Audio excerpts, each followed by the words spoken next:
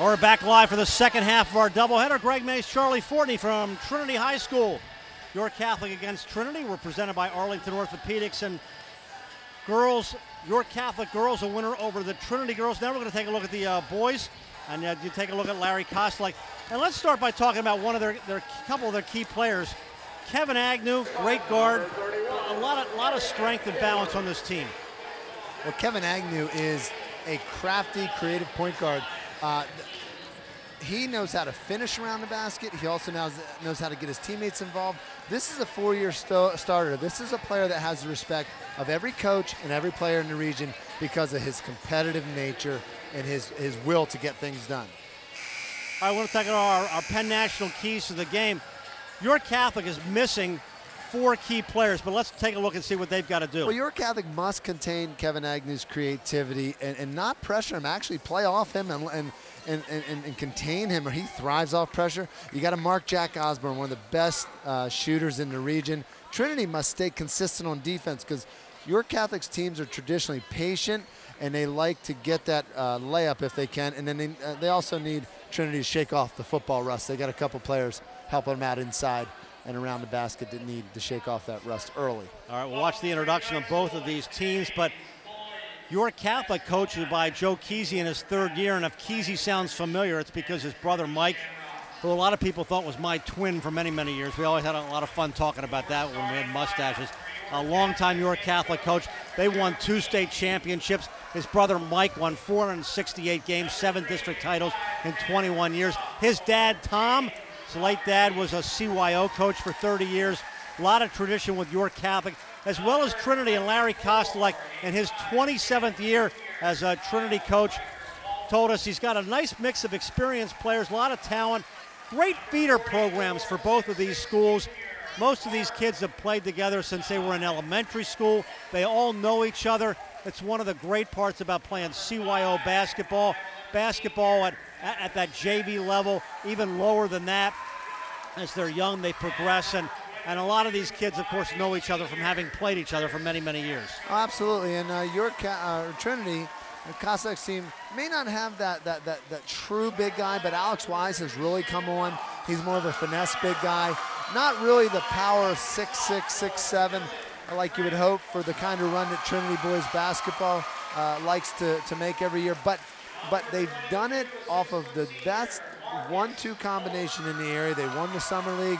It's respected, the Smallwood Summer League, without that true center, and so they've been getting the job done with this crew, and Jack Osborne, Kevin Agnew leading this crew. It's as good as you get as a 1-2 combo.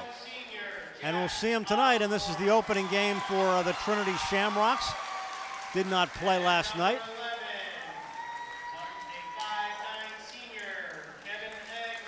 And there is Kevin Agnew, the 5'9" senior guard.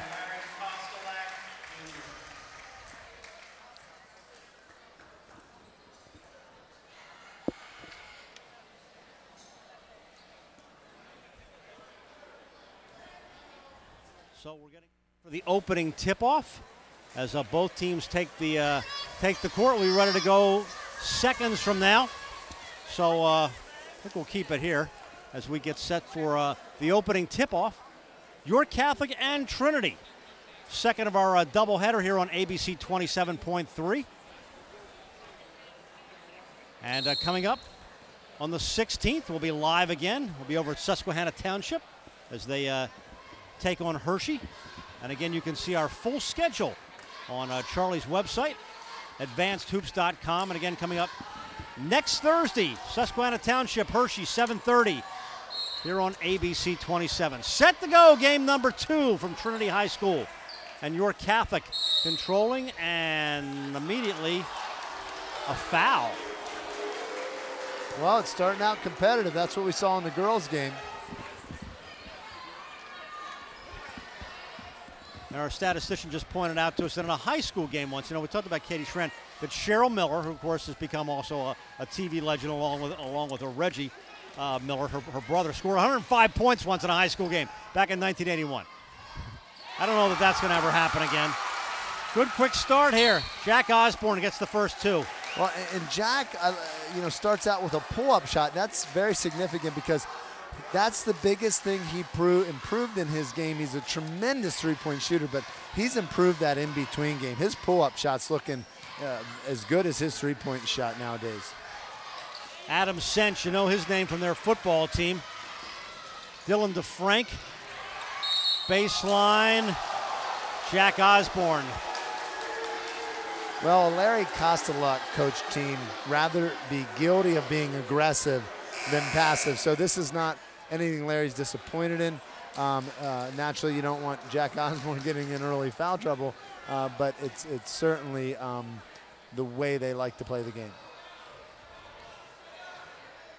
So here come the Irish, down 2-0 early. Kyle Reichert Warfel. Burnside, back to James Doherty. Traveling.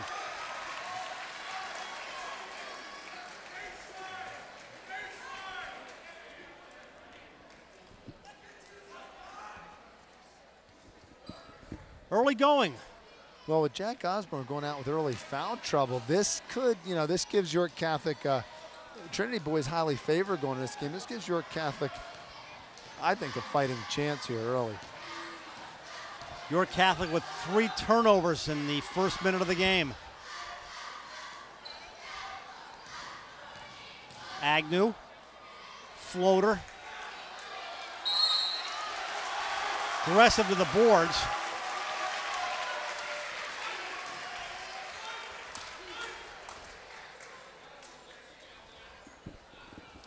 And Trinity will go to the line.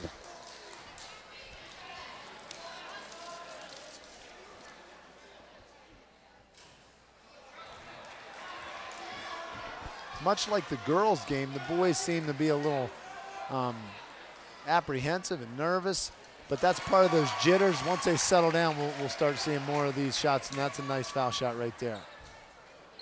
Chuck Halupka. The reason I hesitated, originally we had him listed as 30, he's 50, I believe. Well, when I played, when you change your jersey from when you do JV varsity, you wear 2 different jerseys, so sometimes that fouls you up, You put the wrong jersey on going into the varsity game. Whistle and foul. Definitely doesn't happen as much because they'll give you a technical if the book's not accurate. So coaches are a lot more on the ball with that nowadays. Here's to Frank.